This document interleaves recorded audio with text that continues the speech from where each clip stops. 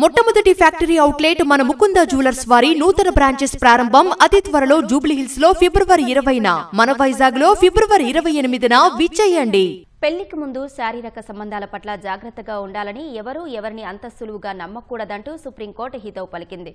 ఓ యువతిని పెళ్లి పేరుతో మోసం చేసి మరొకరిని వివాహం చేసుకున్న వ్యక్తి బెయిల్ పిటిషన్ విచారణ సందర్భంగా సుప్రీం ఈ వ్యాఖ్యలు చేసింది. 2022లో మ్యాట్రిమోనీ సైట్ ద్వారా తనకు దుబాయ్లో ఉండే యువకుడు పరిచయమయ్యాడని, పెళ్లి చేసుకుంటారని నమ్మించడంతో శారీరకంగా దగ్గరయ్యానని ఓ యువతి పోలీసులకు ఫిర్యాదు చేసింది.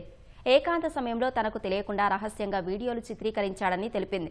తర్వాత అతడు మరొకరిని పెళ్లి చేసుకోగా ఇదేంటని ప్రశ్నిస్తే ఆ వీడియోలను వైరల్ చేస్తానని నిందితుడు బెదిరించినట్లు పేర్కొంది.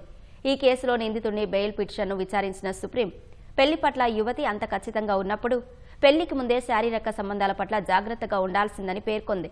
ఈ కేసులో ఇద్దరు ఏకాభిప్రాయంతో దగ్గరైనందున విచారించి దోషులుగా నిర్ధారించాల్సిన అవసరం లేదని అభిప్రాయపడింది.